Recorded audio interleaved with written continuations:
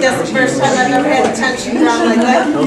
It's my pleasure to introduce Steve Holmes. Steve has been the Administrative Director of the Self Advocacy Association of New York State for the past 23 years. He has worked with and for people with developmental disabilities since 1970, when he was an attendant at Bernal State School, is that correct, in Massachusetts? He has also worked as a program and department manager and as the executive director in 2 agencies providing community living services. Inspired by self-advocates over the years, Steve has written many songs of self-advocacy and self-determination. In recent years, he has also written a number of what he refers to as songs of the soul. HaHa and Soul is a presentation with a dash of humor in regard to the importance of humor, song, and soul in the work we all do supporting people with developmental disabilities. Please join me in welcoming Steve Holmes.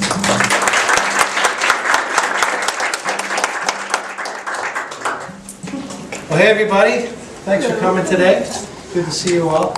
So, HaHa and Soul, and I think of it and talk and speak of it as the intersection of humor and soulfulness. And when I'm going to talk about the soul today, this is not a religious presentation, so you can relax. But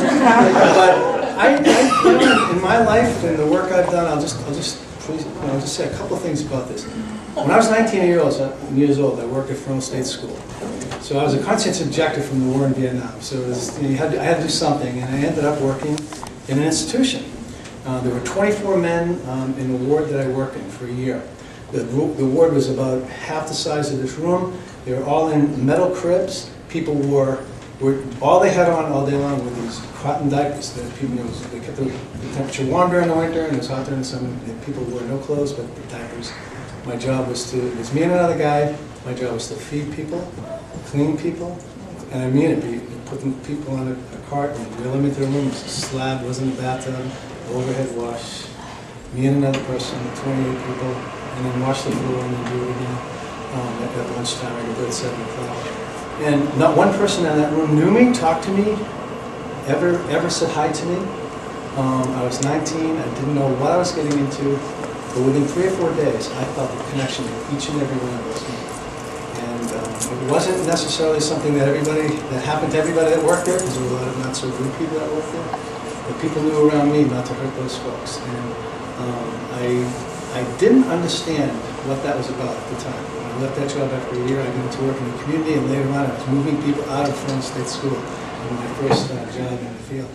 And that wasn't in an institution. I worked in another institution. And so later on, I was an executive director of an agency. I was at an ICF that we were running. This was about 20 years ago. And this young guy came up to me and he said, I don't know if I can do this job. The people here don't speak to me. They don't ever respond to me. And he was working in a home where there were people with some profound disabilities and many people who didn't talk and didn't express any preference. And we supported them really well. And he said, I don't know if I can do this. And I said, just hang out. Just hang out with people and just see what happens. And know that for that person, you are one of the only persons in their life, and they need you. So the fact that they don't communicate doesn't mean that they're not communicating. It doesn't mean that there's not a soul in there, or if you have any religious belief at all, that there isn't a soul in there wondering, why isn't this guy talking to me?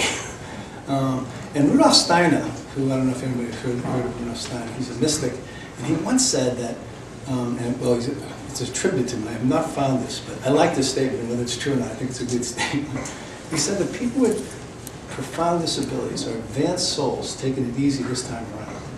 And so I think it's an opportunity for us in working with people who don't express a lot of preference, but it's an opportunity for us, all of us, to know that we're all souls on a journey, all of us, including people we work with. And our job is to live the best life we can, and to contribute and to be part of it all. And so that's part of what we're going to talk about today in this HaHa and Soul. So let's see if I get this going the right way. Probably not. So here, now, the second part of the title of this, I didn't put it in the brochure, is The Art of Moomba. Does anybody know what Moomba is, or what Moomba means? This is right up your alley, Bob. Moomba is supposed to be, I know this may not be true, I don't know for sure, but I like this. So, but I learned that this was a word that is from the Aborigines in Australia. And Moomba means let's get together and have a good time. So here's what I want to say to everybody here in this group. Anybody wants a standing ovation, I mean the loudest one we can all give, all you have to do is say Moomba, and we're going to give you a standing ovation. Okay? So, and I mean that. So somebody somebody wants to say Moomba. Moomba! Moomba! Let's go! Standing ovation! Woo! Moomba!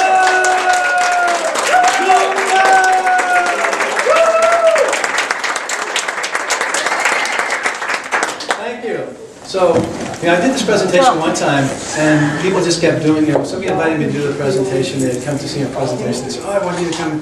And then people started doing Moomba constantly. And the woman who organized the presentation said, "Well, you shouldn't be doing Moomba." I said, "No, do Moomba, just do it." So anybody, just do it. Do it. You have to, you feel it. If you just want to make some noise, do Moomba. Do Moomba. Moomba! Moomba!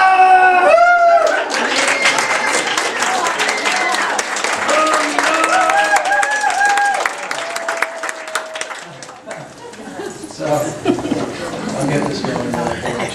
So, I also wanted to just right away sing a song. So I'm not going to use my guitar for this one because I wrote it a cappella. So this is for a friend Ronnie, but this is for every person that you know and that we know who wants to live in their own home, no matter what kind of disabilities they have, what kind of supports they need. In my own home, I'm the king. I can walk and talk and dance and sing. I can do most anything. I can dream. I can dream in my own home. In my own home, I can let go. I don't have to move fast if I want to move slow. I go where and when I want to go from my own home. From my own home. In my own home, I'm the king. I can walk and talk and dance and sing. I can do most anything. I can dream in my own home. There are lots of people in my neighborhood. Maybe I'll have a party, I think I should. I'll invite the guy from across the street who seems so alone. He might enjoy some company in my own home. Sing with me. In my own home, I'm the king. I can walk and talk and dance and sing. I can do most anything. I can dream in my own home. Moomba! Moomba!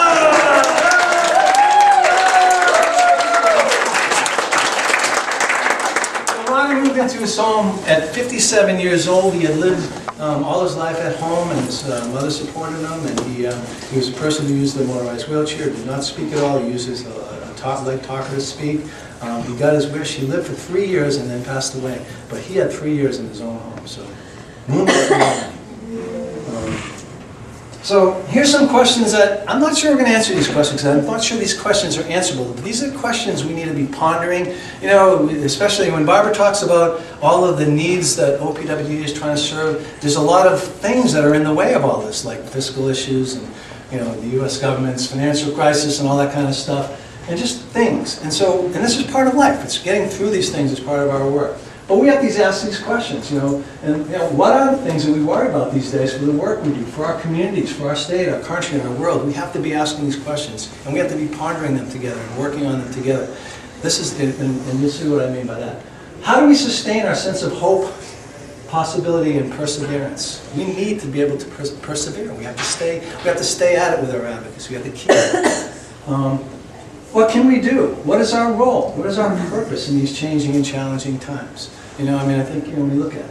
So, can we be the ones we've been waiting for? And you'll see at the end how that comes into it. But can we step up, each and every one of us, and the things that we can do to make things better for ourselves and other people? And that's part of what we're going to talk about a little bit here. So, here's just a couple of, humorous kind of quotes that I think are appropriate for our times, and we need more. Let me ask you this: does anybody think it won't hurt to have a little bit more humor in the stuff we're doing every day? Does anybody wonder sometimes what happened to humor? I mean, it's kind of tough sometimes. I look over at Hans, and Hans did this fantastic presentation today, but I know half of the days he goes to work and I'm like, oh my God, what happens? Half, right. So people are always blaming their circumstances for what they are. I don't believe in circumstances. The people who get on in this world are the people who get up and look for the circumstances that they want, and if they can't find them, make them. So this is about our field. This is George Bernard Shaw must have been thinking about our field when he wrote this. But this is about us, and it's about our opportunity. Our opportunity is to make this come true. Now, every day is hard to do that because some of us get like overwhelmed. But we've got to find some energy around this idea. Take yourself lightly and your work seriously. How many people do that well? Moomba! Moomba!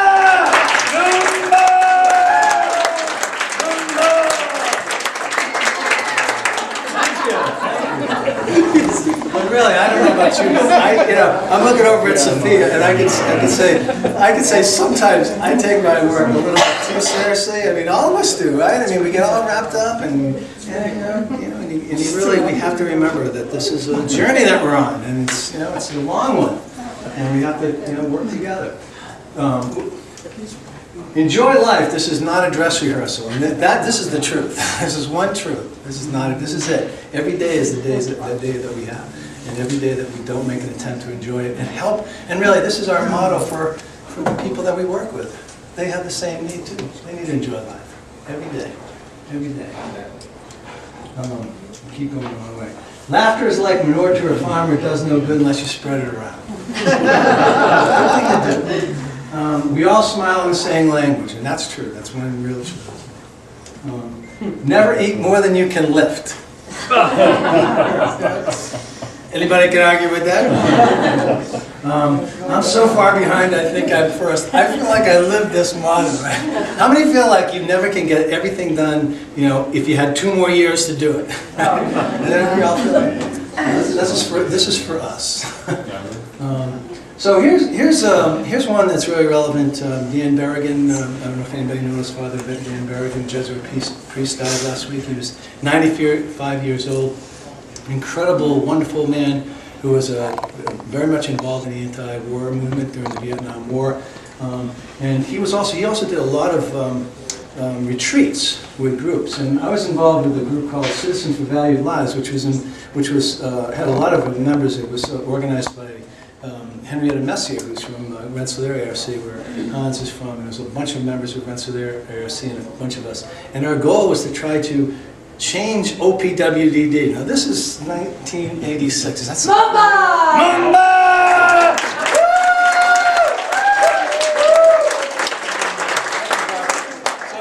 So this is 1986, 87, something like that. And we were talking about some of the same stuff we're talking about now. I hate to say it, and we made some progress. We had a lot of work to do. So a bunch of us got together up in Pyramid Lake in the Adirondacks, which is a really beautiful place. It's a Catholic retreat place, and Dan was there, and he facilitated the retreat. And he listened to us bitch for 2 days about how screwed up OPWDD was, how we're never going to change the system. It's so difficult. And at one point he said, in the morning, he said, I call it a friendly chastisement. It really was friendly, but it was pretty directed.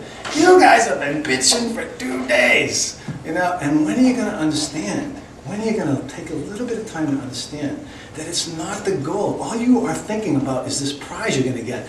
He didn't use the word transformation, Barbara, but he could have, because that's what we were talking about, changing the system. A lot on the lines of what Hans spoke about this morning. And what he said was, look, it's not the end that you get, because you're always going to be working on that. It's the work you do. It's the people you hang around with. It's the friends you have. It's the way you support each other. If you forget that, you'll never have joy. You'll never be able to really, you won't recognize it when you get it. And so it was a good dig, and it was a good reminder. And when Dan died last week, I sent out, I reminded a few people about that, and we all, it was a bunch of us at that retreat. But he was a fantastic man. So take ourselves lightly in the work we do and contributions we make seriously. And a laugh a day keeps the doctor away. We really got to laugh. Especially at some of the stuff we have to go through. So here's Tony Phillips. Does anybody know Tony Phillips? Tony Phillips is a self-advocate leader, fantastic self-advocate leader. He was at a, I'm going to sing a song. It's in your strength. Oh, thank you. All right. So, Tony, we were at the 20th anniversary of OPWDD. So, not OPWDD, but OMRDD.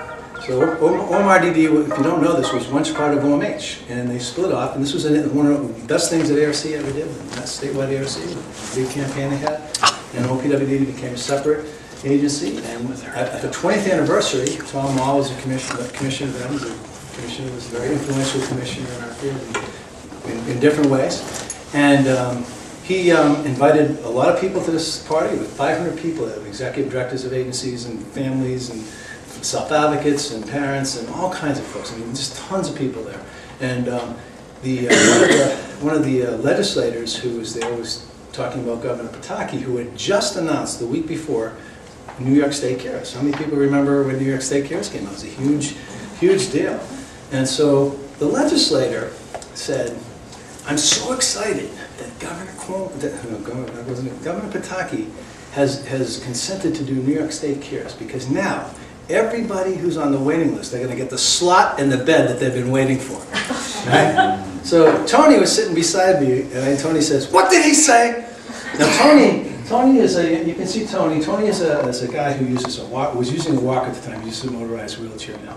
And he says, "I'm going up there." And he starts getting up on a walker. "I'm going up there." I said, "Tony, you don't need to go up there." He says, "I'm going up there."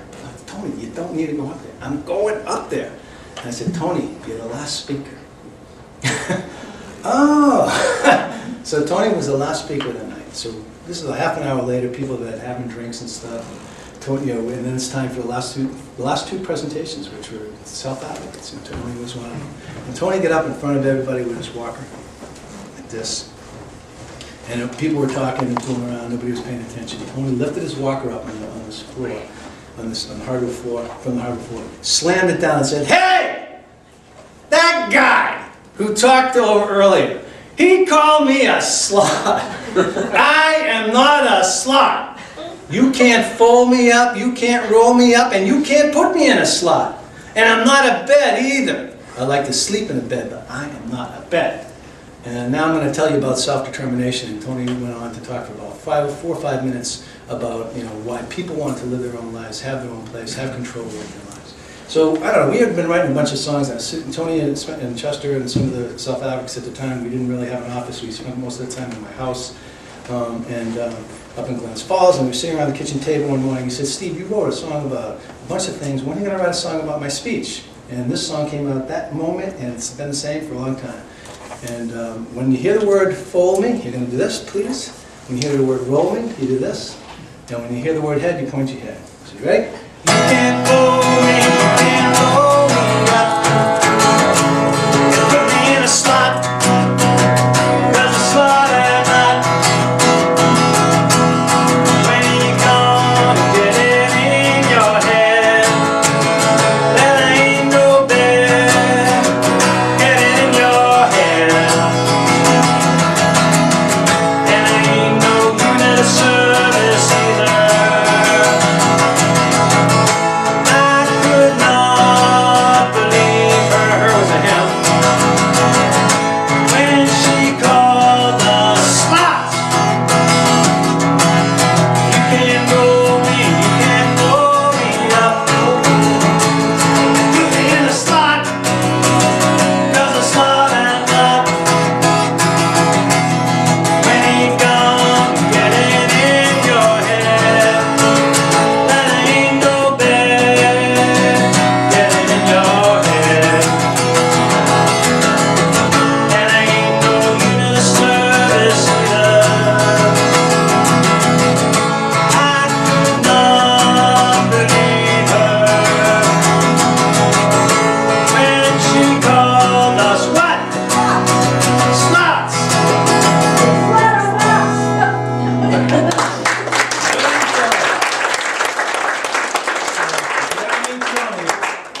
So here's some moving into a different realm of thinking. So what are all these spiritual leaders doing? Smiling, laughing, right? You know, there's a bunch of great pictures of Jesus, and again, this is not a religious thing. These are, you know, in my point of view. But these are, you know, there's a lot written about humor and religion and thinking and spirituality. You know, the Buddha, the laughing Jesus, and there's a guy down over here. You guys recognize him? Done. Okay. The Dalai Lama. The Dalai Lama, who is the spiritual leader of a billion people. He is. So here he is. Does anybody know what the Dalai Lama is doing in this picture? Anybody have a guess? Anybody have a guess? Anybody have a guess? What does it look like? Anybody? Any guess? McDonald's. Huh? What's that? He's rapping. He's laughing. No, rapping. Rapping. Well, he's not exactly rapping. Rhyme. So the Dalai Lama was asked by the interviewer, I don't remember who it was, and he actually did this on a couple of shows, so it was he knew it was a funny thing. So they asked him, hey, you're the Dalai Lama. You seem like a regular guy. You're always laughing, you're hanging out and stuff. And he says, well, you know, I am the spiritual leader of a billion people. You know, I've got a Pulitzer prize there for the book he wrote, and a couple of other big, huge awards. And he says, but I feel like I'm a regular guy. And he says, so for instance, when I'm on a plane and I get a little gas, I do this like everybody else. So if the Dalai Lama can do it, we can do it. So I mean, the Dalai Lama is bringing the human message to the world. We're late night TV. You know, you can get away with that stuff, I guess. So just a little, this is the Self-Advocacy Association. I've had an incredible 23 years of working for. I'm going to be ending that job at the end of this year, which is ticking away very fast for me, but I'm going to be involved with Sandy's for the rest of my life in some way. And one of the things that Sandy's gave me is music. I never wrote a song or played a song until I got this job, and I've written about 80 songs now, and I'm just playing them as much as I can. And you know, basically, when I was sitting down on the table there with Tony at another time, I had written a song about self-determination, which I can't remember. And Tony, I sang the song to Tony and played it on my guitar, and Tony says, you're going to play that at the board meeting next week. And I said, I am not. I'm never going to play or sing a song for anybody. And Tony says, well, Steve, you know, you're kind of encouraging us to get out there and talk in front of hundreds of people, you know. So that's what we're doing to you. You're going to be singing that song next week. So I sang the song. Everybody liked it. I wrote 4 or 5 songs that next week, and next week we had much more. And that, you know, several months later, Chester Finn and I were playing in California. So it all kind of started then. So here's just a little bit about Sandy's and how some of the self-advocates have brought this idea of taking responsibility and doing things. So from me to we was something that came from David Liskin, one of our previous board members, and the idea was me to we, yes we can. And so, this was the statement that we had that year about the people first point of view. We are hopeful that a real sense of fairness and a real people first point of view will be in everyone's minds as we all work together. And it was based on this idea of me to we, that the only way we're going to change the world and what we do is by everybody thinking of we. You know, really, if you think about me, that's all we focus on. It's really, there's no compromise, there's no ability to share. That's, you know, we really have challenges that we have to work on, and thinking of all of us as we do this together is one of the ways to do it. And this is the wisdom of David Liskin. So here's Mr. Fish's cartoon. I don't know if you've ever seen Mr. Fish's cartoons. He's kind of a radical writer, but this is not a radical concept, really. But here's the we's that are infiltrating the me's. And you know, the idea is, you know, if you have a me attitude, we have an attitude, and you work at it, you know, more and more people will understand that we have to work together to solve problems. We're all shining stars was another idea of David. Every single person with a disability is a shining star, but the truth is every single one of us are shining stars. We're all here to do stuff and to experience stuff and to do the things that we can do. And part of our job with people with developmental disabilities and other disabilities is to help them do that, to do all the things they can do and experience all that they can. So here's another one of those little quotes that help you get a perspective on the world. When in charge, ponder. When in trouble, delegate. And when in doubt, mumble. Now, some people would say that might be some of the state officials that we know. I'm not saying that, but one of the songs, Chester Finn, who's does anybody know Chester Finn? Anyone know Chester? I think a few of you. Chester and I have played a lot of songs together, and we started playing this song, and it's just we played this song in probably 25 states, and it's called "Get Ready to Mumble." So you'll get it. Can you guys help me with this mumble? Let's hear you guys mumble a little bit. Oh, come on, you can do better.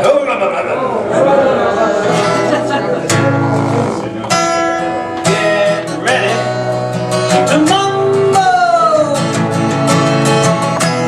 Do that bureaucrat's tongue tumble.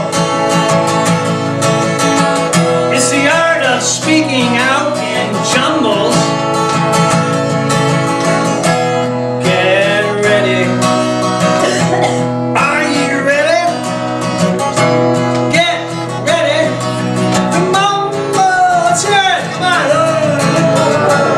That's good. I'd like to buy my own home. I want to live out on my own. Hey, Mr. Bureaucrat, what do you think about that? Which means no, no, no, no, no. We don't think so. No, no, no, no, no, no, no. We might lose control. This was a few years ago. It's much better now. Is it? Get ready to mumble. Here's our Chester's favorite line. I wish he was here because I always tease him about this. I met a girl the other day. I mean, she was drop dead gorgeous. I'd like to take her on a date. Hey, Mr. Residential Manager, what do you got to say? Which means no, no, no, no, no. We don't think so. No, no, no, no, no, no, no, no. They might get to be alone. No, no, no, no, no, no, no. Apologies to any case managers. I'd like to change case managers. Hey, when will people listen to me? Well, we'll just have to wait and see. A little bit of a typical bureaucratic kind of response. I'll send a memo to you, won't you send one to me? I want to hire my own staff. I want to follow my own path. Well, we'll have to get back to you about that. Might take a while, we'll let you know. Which means no, no, no, no, no. We don't think so. No, no, no, no, no, no, no, no. We might lose control. No, no, no, no, no, no, no, no. Get ready. Are you ready? Get ready.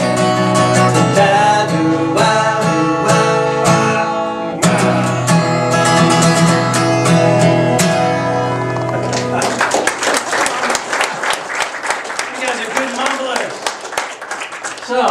So moving on to a much more somber and not somber but important part of the conversation we have here. 1033. Does anybody recognize this? Does anybody know what that is? It's a grave mark. That is 1033. That marker was on a grave at Wasaic Developmental Centers after it closed. It was in a cemetery on the north side of the there's a south side and north side cemetery, and the north side cemetery had that number on it. And many of these things had sort of buried into the ground. They had just, you couldn't even find the numbers.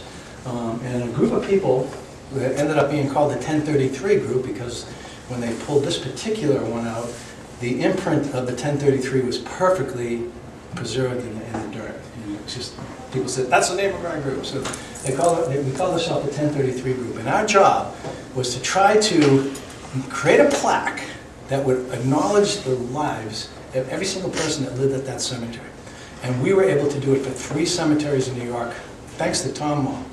Tom Mall told us, well, I can't give you the names of these. What we want to do is get the names and put them up, and there's privacy issues. And it took us a little bit, and basically, when he kept saying no and kept saying no, and we said, why is he saying no? And he said, well, I'm going to get sued if I give you the names. And we got this idea. We said, well, what if we sue you? And he said, you'd never sue me. You wouldn't sue me. We had a good relationship. You won't sue me. And we said, well, we won't have to sue you. Just come to the cemetery with us, and you'll give us the names. We guarantee you'll give us the names. So we brought him down to the cemetery. Cold October day. There were, maybe 50 or 60 people there. We had put American flags on all the graves. We had the self-advocates and all the people that were working on it had cleaned up the grounds. And all of the numbers were, you could see out where all the numbers were, and we mowed the lawns. It looked really beautiful. And we read the names of 620 people who were buried at that cemetery. Some of the people who read the names were people who lived in that cemetery, who lived in an institution and actually dug the holes in that cemetery as punishment when they lived there. So Tom Wall read 20 names. He got in a car on the way back, got in the car, said, don't say anything, I'm giving you the names. And he gave us the names of 3 graves and $15,000 a piece for these monuments. And we acknowledged these folks. So here's an interesting thing. There was a little argument, it wasn't a big argument, but there was a little discussion among those of us who were working on this for a long time. And the discussion was, whose dignity were we restoring? So some people thought we were restoring the dignity of the people that were buried there. And some people, like me, I thought we were restoring the dignity to ourselves as a society for what we had done to people. Because in my belief, people who are buried in that cemetery are advanced souls. Not advanced souls, but they're souls. They're whole. Wherever they are, they're whole. That's just my personal belief. That's basically the only belief I have. I don't have a lot of religious beliefs, but I do believe that when we die, we are souls, and I don't know what happens, but I think that a soul is whole and full, and I hope having another having some type of experience. But that part of, so when I told you in the beginning, talking to this young man about the soul, that really solidified my belief in this whole thing, as little as it is or as great as it is, in terms of the big picture. So I wrote 2 songs. I wrote one song for the dedication. I'm not going to play it on guitar. It's too low.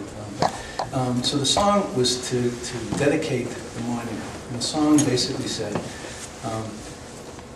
what's in a name? A lot if it's you. Today we give your names back, that's all we can do. This plaque is a symbol of our deep regret, and we're here to tell you that we'll never forget the lives you lived, the dreams you had. We'll never forget, sing that with me. We'll never forget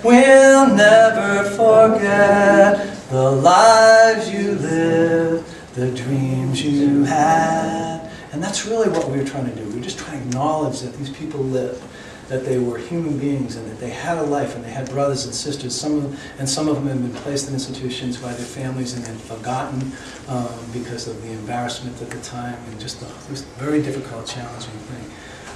But I was down at the cemetery, and I was sitting in a field, and I just had, nobody channeled this. This is no spooky thing. I simply was inspired to write a poem, and I wrote a poem, and it was from the people who were living there. And it was based on that, and really I think it was that spiritual thing, and I was just talking about that soulful thing. And it says, thanks for what you've done, our memories survive, we can feel your presence across space and time. This thoughtful memorial means so much to us all, and for those who still live, may the world hear your call. In the light of endless love, please know that we're fine. It's hard to describe in words, but you'll find out in time. Be well, dear friends, be well. Be well, dear friends. Be well, dear friends, be well. And then it finishes with, what's in a name? A lot if it's you. Today we give your names back, that's all we can do. Thank you for now.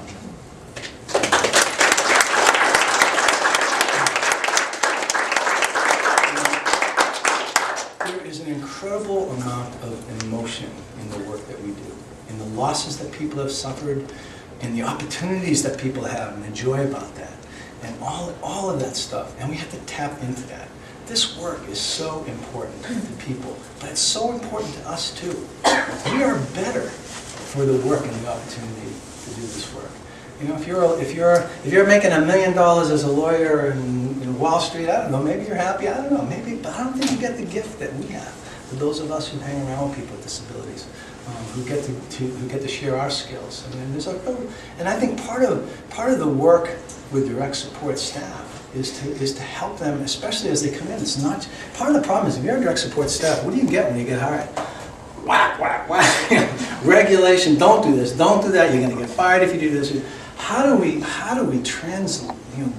Give people any sense of the incredible, not just responsibility, but opportunity they have to share their lives with people, especially people with profound disabilities who need a lot of help. Who, by the way, in their home and community-based settings rule, just because a person doesn't have the capacity to say, I want to be out in the community, that person belongs out in the community. The community needs to meet that person, even if they can't say, hi, how are you? We don't know what's going on at some other level. It's important. It's important that everybody have an opportunity. So let's see what else we got here. So here was the cemetery. You can see that's Rain Ripple, who was one of our board presidents, reading some of the names. And the lives you lived, the dreams you had. I'm not going to do this one. What time is it? Quarter. Huh? Quarter, okay. So this is Clint Perrin, and Clint, after Tony, the night that he did a speech, Clint did a speech. So Clint told me that when he walked up to the podium to give the speech, he had no idea what he was going to say. And he actually, I asked him, do you remember what you said? And he had forgotten, and I didn't, because I wrote it down. And Clint got up in front of everybody, and Tony had already kind of floored everybody. It was kind of, and Clint's a very thoughtful guy, and he got up in front, and I was talking to him recently, and he said, I didn't know what I was going to say. And he said, good evening, ladies and gentlemen and legislators. Thank you for the group homes. Thank you for the workshops. Thank you for all the day treatment programs. Thank you for all of the services that we get. But we're here to tell you that we want to live in our own homes. We want jobs. We want to be in our community. We want what you got. Thank you very much. We want what you got. That was Clint. And those were, we considered those at the time to be sort of like the Gettysburg addresses of the self-advocacy movement, or some speech on that level. It was that important. I mean, all around the state, people knew about it, especially Tony. We want what you got. So some of us look younger.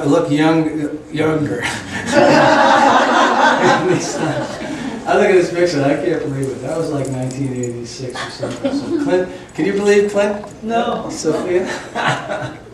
So here's some, I want to end talking about this a little bit. So, I don't know, remember when, I think it was 2001 when the world was supposed to end and all that kind of stuff. A lot of people were talking about Y2K. Huh? Y2K. What? Y2K. Yeah. Right. And so, 2000? 2000. Remember, party like it's 1999? Yeah, party like it. So, some of the people who understood this, it had something to do with the Earth's rotation, the 26-year cycle. And historically, they could find evidence of just disruptions in these cycles. So it had really nothing to do with there just was things that were handed down, and people were worried about there being troubled times and the energies and all that kind of stuff. So I don't know if any of that's true, but it's an interesting thing to ponder, especially given the fact that we're in some really kind of weird times in our world. We have to think about it. So here's what the Hopi elders say about that. So they didn't, and by the way, they never said the world was going to end. They said it was going to be a hard time. So they said, you have been telling the people that this is the 11th hour. Now you must go back and tell people that this is the hour, that we're in the troubled times. And there are things to be considered. Where are you living? Do you have your own place? What are you doing? What are your relationships? Are you in right relationship? Where is your water? I mean, what are the important things, right? Know your garden. It is time to speak your truth. It's what you believe in. Step up, stand up for people, stand up. Create your community. How important that is in this world for all of us, not just for people with disabilities, for all of us. Be good to each other, and do not look out your side yourself for a leader. Then he clasped his hands together and smiled and said, this could be a good time. It's also an opportunity. There is a river flowing now very fast and so swift and great that there are those who will be afraid. They will try to hold on to the shore. They will feel they are being torn apart and will suffer greatly. They know that the river has its destination. The elders say we must let go of the shore, push off into the middle of the river, keep our eyes open and our heads above water. And I say, see who is there with you and celebrate. Celebrate in these times. At this time in history, we are to take nothing personally, least of all ourselves. For the moment that we do, our spiritual growth and journey come to a halt. So, you know, in this middle of this time, when I believe, when I listen, when I read this, when you talk about holding on to the shore, I believe means holding on to the past, holding on to things that you need to let go of. Things that are, you know, in our way, things that are keeping us from accomplishing the things we personally want to do, but also accomplishing the things that we need to do in our small communities, but in the big communities, our countries, the things that are hard to really change. And so this is the time of the lone wolf is over. Gather yourselves. Banish the word struggle from your attitude and vocabulary. All that we do now must be done in sacred manner and celebration. So one of the things that the Hopis, that people were predicting at this time from the Hopis' point of view, was that there were going to be these people that were going to show up and were going to lead us through all these difficulties. And what the Hopis said is, hey, don't wait for those leaders. We are the ones we've been waiting for. It's up to us. You know, there's nobody going to change this world but all of us. You know, if we wait, if we wait there for the Republicans and the Democrats to fix everything, how's it looking there, right? I mean, we have to do it in our own neighborhoods, in our own communities, and with each other. You know, and we certainly have to help people with disabilities be part of that and alongside of us because they have so much to contribute, so much to be a part of. So here's I saw this on a walk I was taking down on Cape Cod. It was painted on a bridge over Route 6 on the Cape, and it says "One Love." It's the Bob Marley song, which is one of my favorite songs. And you know, that's what one love, one heart. Let's get together and feel all right. I mean, you know, it's not just a kooky thing to say. It's probably one of the ways that we all have a better life. You know, when we look at ways that we can share that, and it's not easy. You know, and when you make a commitment to yourself to do that, you break that commitment probably the next 5 minutes, but you can go back to it. You can keep going back to it. So this is my last. This picture. The moose. This is Brookline, New York. So my mother passed away in 1992, I think it was. 92. And I was at work, and my wife Kathy called me. That was 94. My wife Kathy called me up, and she said, "Your mom passed away." And you know, I was bummed out, of course, and I went home, and I lived a mile away. I drove up the Northway, and got home and got into the house. Kathy gave me a big hug, and I looked down, and on the table was a letter from my mother, right? So I opened up the letter, and I pulled it out, and that picture was in that letter. And my mother always sent me. My mother lived in Boston, where I grew up. You might have noticed I don't know, does they still have a Boston accent at all? Good. Oh, 23 years, good. Definitely. So, you know, but my mother always sent me things, like Larry Bird when he got some big prize, and you know, Ted Williams celebration they had when they opened the thing. You know, just and she sent me this picture. You know, so that's and there's, I mean, you know, it got me through the day. And there's gifts that come to us. Sometimes we don't know what to do. I don't know what I do with that. Somebody see what I did. I need a circle of support when I do a presentation. I don't know what I did with it. Anyways, it's that was, I think, the last thing. Anybody have any comments on this? Anybody have any thoughts? Oh, the last one is this. Anybody know who this character is? Alfred E. Newman. I grew up reading Alfred E. Newman. In fact, this was my philosophy for most of my life, having grown up reading magazines, what me worry.